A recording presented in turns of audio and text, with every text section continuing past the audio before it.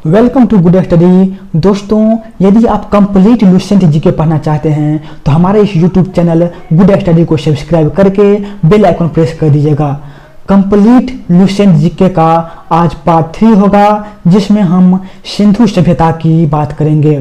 Part 1 और part 2 हो चुके हैं, जो आप प्लेलिस्ट में जाकर देख सकते हैं। तो बिना देर करते हुए शुरू करते हैं सिंधु सभ्यता से। बात की जाए सिंधु सभ्यता की, तो सिंधु सभ्यता का जो काल है वो 2400 ईसा पूर्व से 1700 ईसा पूर्व तक माना जाता है। और ये काल जो है वो एनसीईआरटी के द्वारा निर्धारित किया गया है, और हम सब जो हैं वो एनसीईआरटी को ही फॉलो करते हैं। इसीलिए इसका काल जो है 2400 ईसा पूर्व से 1700 ईसा पूर्व तक माना जाएगा। और सिंधु सभ्यता का जो आकार था वो त्रिभुजाकार है, और इसका जो काल है उसका निर्धारण रेडियो कार्बन C14 जैसी नवीन विधि का प्रयोग करके ज्ञात किया गया है। बात की जाए सिंधु घाटी सभ्यता की, तो इसका जो खोज है वो 1921 ईस्वी में दयाराम सहनी के द्वारा किया गया था।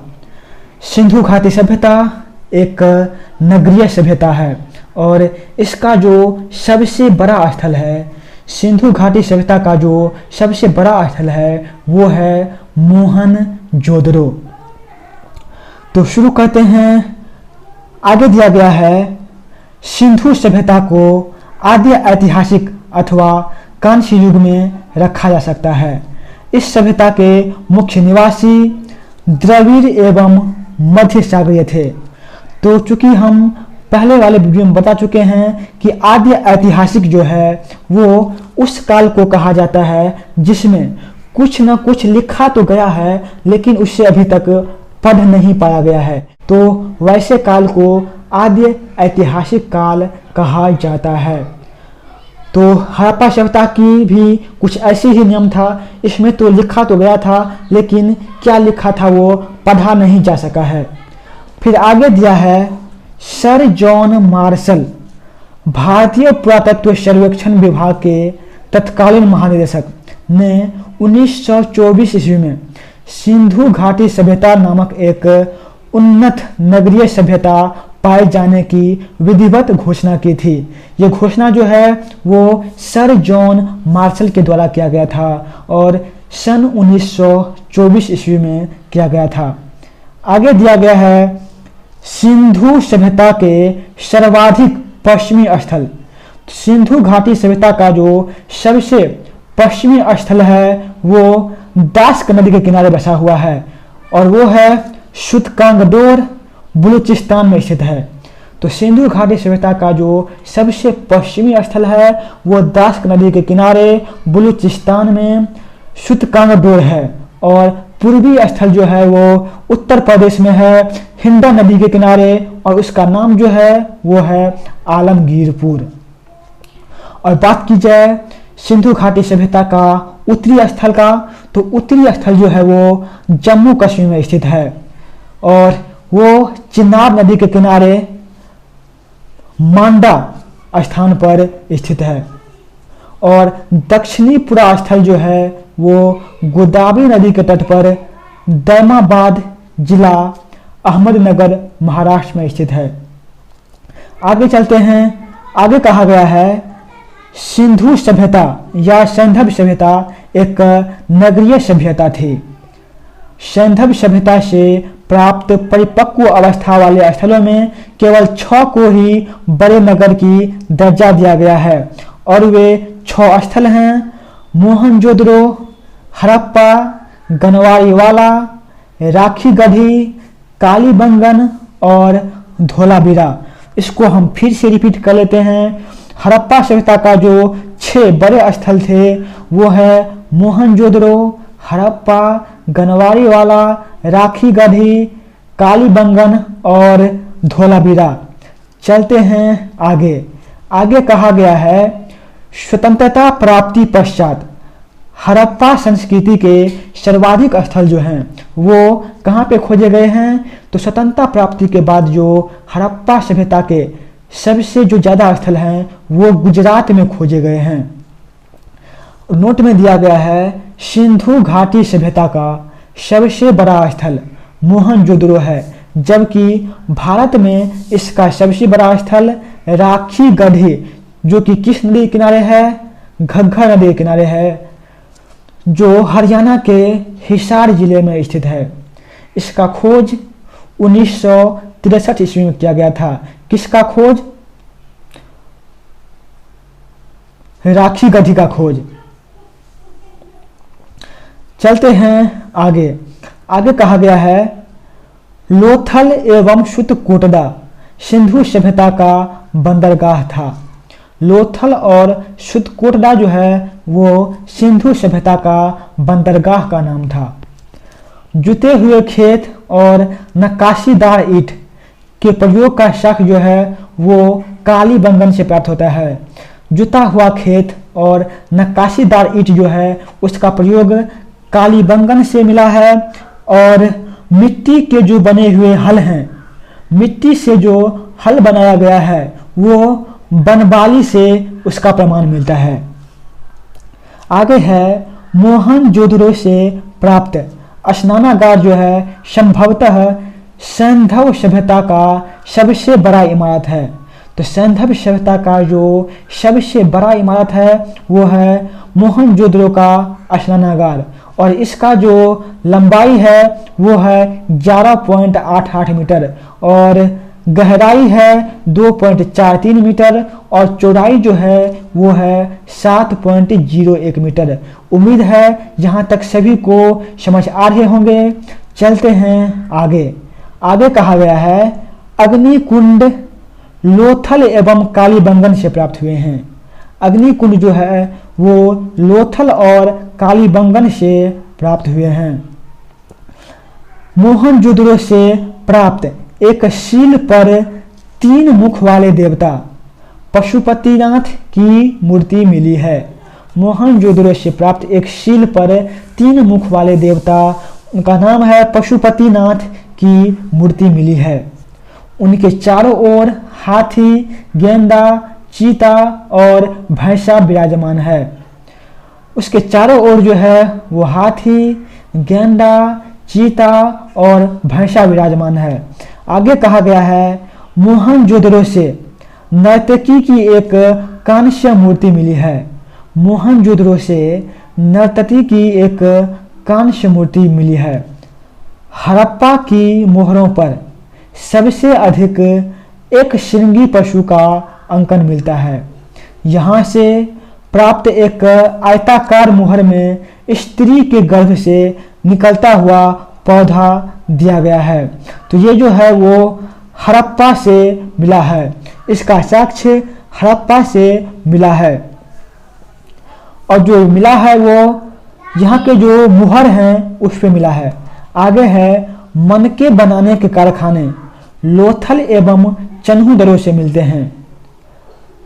मनके बनाने की कारखाने जो है वो लोथल और चन्हूदड़ो से मिले हैं। आगे दिया गया है सिंधु सभ्यता की लिपि जो है वो भाव चित्रात्मक है। यह लिपि दाएं से बाईं ओर लिखी जाती है। तो सिंधु घाटी सभ्यता का जो लिपि है वो दाएं से बाएं ओर लिखी जाती है। जब अभिलेख एक से अधिक पंक्तियों का होता था तो पहले पंक्ति दाएं से बाईं ओर और दूसरी जो है वो बाईं से दाईं ओर लिखी जाती है। चलते हैं आगे। आगे दिया गया है लेखन कला की उचित प्रणाली विकसित करने वाली पहली सभ्यता जो है वो है सुमेरिया की सभ्यता। सुमेरिया की सभ्यता जो है वो लेखन कला की उचित प्रणाली को विकसित करने वाली सबसे पहली सभ्यता है और उसका नाम है सुमेरिया की सभ्यता। सिंधु सभ्यता के लोगों ने नगरों तथा घरों के विन्यास के लिए ग्रिड पद्धति अपनाई थी। तो सिंधु सभ्यता के लोग हैं वो कौन सी पद्धति अपनाई थी? ग्रिड पद्धति अपनाई थी। किसके लिए? नगर तथा घरों के विन्यास के लिए। घरों के दरवाजे और खिड़कियां सड़क की ओर न खुलकर पिछवाड़े की ओर खुलते थे। केवल लोथल नगर के घर जो हैं उसका दरवाजा मुख्यतः सड़क की ओर खुलते थे। सिंधु सभ्यता में प्रमुख जो फसल है वो है गेहूं और जौ। आगे कहा गया है सैंधववासी मिठास के लिए किसका प्रयोग करते थे? शहद का प्रयोग करते थे। मिट्टी से बने हल का साक्ष्य जो है वो बनबाली से मिलते हैं। मिट्टी का जो हल है वो बनबाली से मिला है। रंगपुर एवं लोथल, रंगपुर और लोथल जो है वहाँ से चावल के दाने मिले हैं। कहाँ से? रंगपुर और लोथल से, जिनसे धान की खेती होने का प्रमाण मिलता है। चावल के प्रथम साक्ष्य लोथल से ही प्राप्त हुए हैं। आगे दिया गया है सूर्यकोटदा कालीबंगन एवं लोथल से सैंधवकालीन घोड़े के अस्थिपंजर मिले हैं। सूर्यकोटदा कालीबंगन एवं लोथल से सैंधवकालीन घोड़े के अस्थिपंजर मिले हैं। आगे दिया गया है तौल की इकाई संभवतः जो है वो 16 के अनुपात में थी। यहां से हम आगे देख लेते हैं कि सिंधु काल में जो विदेशी व्यापार होते थे उसकी अब हम चर्चा करेंगे। तो सिंधु काल में जो विदेशी व्यापार हो रहे थे तो वहां पे जो आयात की वस्तुएं थी, तो तांबा जो आयात होता था वो खेतरी, बलूचिस्तान और ओमान से आयात होता था। तांबा खेतरी, बलूचिस्तान और ओमान से आयात होता था। चांदी जो है वो अफगानिस्तान और ईरान से आयात होता था। सोना जो है वो कर्नाटक, अफगानिस्तान और ईरान से आयात होता था। तो इसको हम एक बार रिपीट कर लेते हैं। तांबा जो है वो खेतरी, बलूचिस्तान और ओमान से आयात होते थे। चांदी अफगानिस्तान और ईरान से, और सोना जो है वो कर्नाटक, अफगानिस्तान और ईरान से आयात होते थे। फिर आगे दिया गया है टीन जो है वो अफगानिस्तान और ईरान से आयात किया जाता था सिंधु काल में। गोमेद जो है, गोमेद वो सौराष्ट्र से, लाजवत जो है वो मेसोपोटामिया से, और सीसा जो है वो ईरान से आयात किए जाते थे। फिर आगे दिया गया है सैंधव सभ्यता के लोग यातायात के लिए 2 पहियों एवं 4 पहियों वाली बैलगाड़ी या भैंसा गाड़ी का उपयोग करते थे। मेसोपोटामिया के अभिलेखों में वर्णित मेलुहा शब्द जो है का अभिप्राय सिंधु सभ्यता से है। संभवतः हड़प्पा संस्कृति का शासन वर्णिक वर्ग के हाथों में था। हड़प्पा जो संस्कृति था उसका शासन वणिक वर्ग के हाथ में था। पिगट ने हड़प्पा एवं मोहनजोदड़ो को एक विस्तृत साम्राज्य की जुड़वा राजधानी कहा है। किसने कहा है? पिगट ने। आगे है सिंधु सभ्यता के लोग धरती को उर्वरता की देवी मानकर उसकी पूजा करते थे। वृक्ष पूजा एवं शिव पूजा के प्रचलन के साक्ष्य भी सिंधु सभ्यता से मिलते हैं। शिव पूजा और वृक्ष पूजा की जो प्रचलन है वो सिंधु सभ्यता से मिलते हैं। आगे है स्वास्तिक चिन्ह संभवतः हड़प्पा सभ्यता की देन है। इस चिन्ह से सूर्योपासना का अनुमान लगाया जाता है। सिंधु सघाती के नगरों में किसी भी मंदिर के अवशेष नहीं मिले हैं। तो सिंधु घाटी जो सभ्यता है उसमें कहीं भी मंदिर के अवशेष नहीं मिले। सिंधु सभ्यता में मातृ देवी की उपासना सर्वाधिक प्रचलित थी। पशुओं में कुबर वाला सांड इस सभ्यता के लोगों के लिए विशेष पूजनीय था। स्त्री मेन मूर्तियां अधिक मिलने से ऐसा अनुमान लगाया जाता है कि सैंधव समाज जो है वो मातृ सत्तात्मक था। तो आगे देख लेते हैं। आगे दिया गया है सिंधुवासी सूती एवं ऊनी वस्त्र का प्रयोग करते थे। इसके द्वारा सूती और ऊनी वस्त्र का प्रयोग किया जाता था। मनोरंजन के लिए सैंधववासी मछली पकड़ना, शिकार करना, पशु पक्षियों को आपस में लड़ाना, चौपर और पासा खेलना आदि साधनों का प्रयोग करते थे। तो मनोरंजन के लिए जो है सिंधुवासी चौपर और पासा खेलना, शिकार करना, पशु पक्षियों को आपस में लड़ाने का काम करते थे। सिंधु सभ्यता के लोग काले रंग से डिजाइन किए हुए लाल मिट्टी के बर्तन बनाते थे।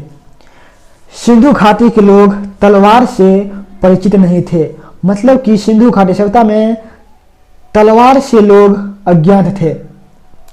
आगे है कालीबंगन, एकमात्र हड़प्पाकालीन स्थल था जिसका निचला शहर सामान्य लोगों के रहने हेतु भी किले से घिरा हुआ था। कालीबंगन का जो अर्थ है वो है काली चूड़ियाँ।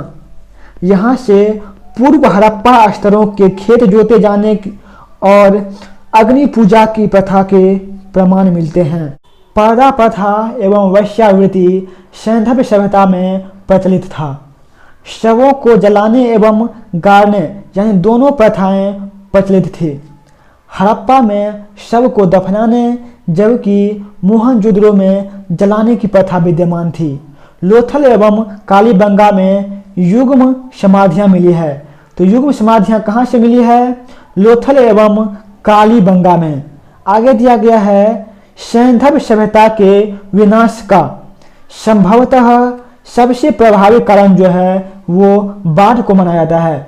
ऐसा माना जाता है कि सैंधव सभ्यता के समय एक बहुत ही भयानक बाढ़ आई होगी जिसमें सभी जो है वो जलमग्न हो गए होंगे। आगे कहा गया है आग में पकी हुई मिट्टी को टेराकोटा कहा जाता है।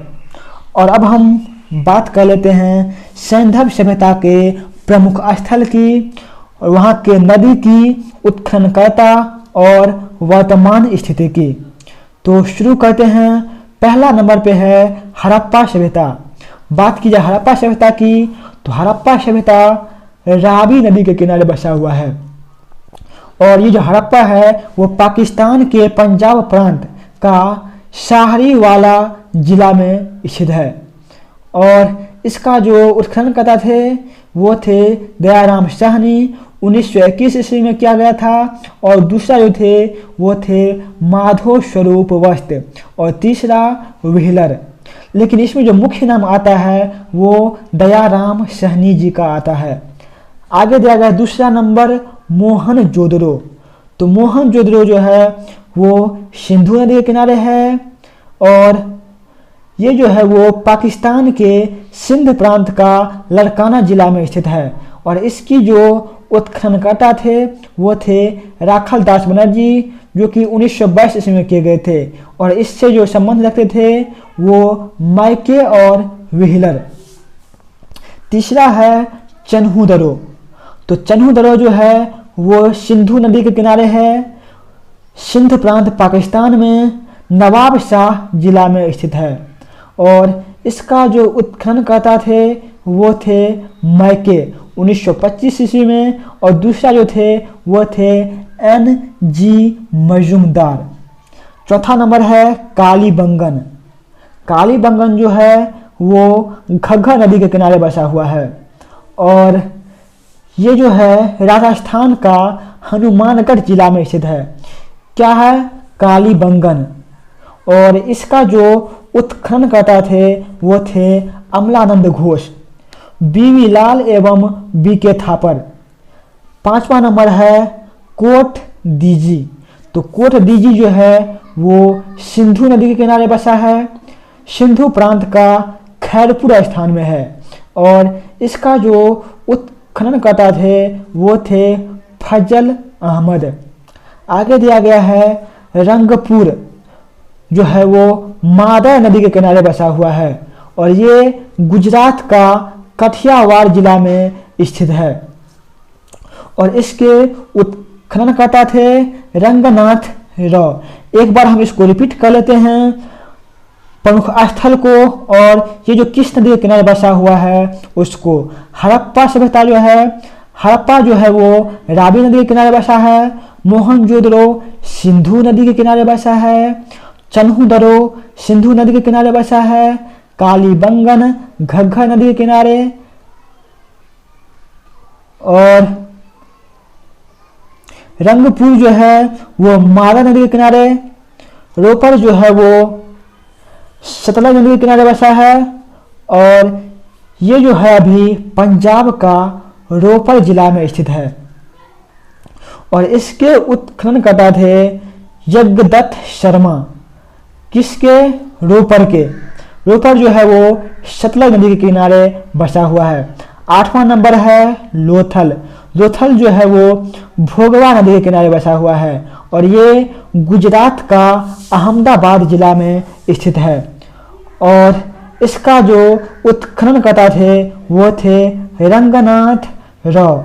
9वां नंबर आलमगीरपुर जो कि हिंडन नदी के किनारे है, उत्तर प्रदेश का मेरठ जिला। और इसके जो उत्खननकर्ता थे वो थे यज्ञदत्त शर्मा। फिर आगे दिया गया है सूतकांगदुर जो है वो दास्क नदी के किनारे बसा हुआ है और ये सिंधु सभ्यता का सबसे पश्चिमी स्थल है जो कि पाकिस्तान के मकरान में समुद्र तट के किनारे बसा है। और इसके जो उत्खननकर्ता थे वो थे ऑरेल स्टैन। आगे दिया गया है बनमाली। बनमाली जो है वो रंगोई नदी के किनारे है और इसका जो प्रमुख स्थान है वो है हरियाणा का हिसार जिला। और उत्खननकर्ता हैं रविंद्र सिंह बिष्ट 1974 ईस्वी। 12वां नंबर है धोलावीरा और धोलावीरा लूनी नदी के किनारे बसा हुआ है और ये गुजरात के कच्छ जिला में है। और इसके जो उत्खननकर्ता थे वो थे जेपी जोशी। लास्ट है सोतका। तो सोतका जो है वो सादिक और दक्षिण बलूचिस्तान में स्थित है और इसका जो उत्खननकर्ता थे वो थे जॉर्ज डेल्स। दोस्तों यदि आप सभी को वीडियो पसंद आया है तो चैनल को सब्सक्राइब करके बेल आइकॉन प्रेस कर दीजिएगा। आज का सेशन हम यहीं पर समाप्त करते हैं। जय हिंद दोस्तों।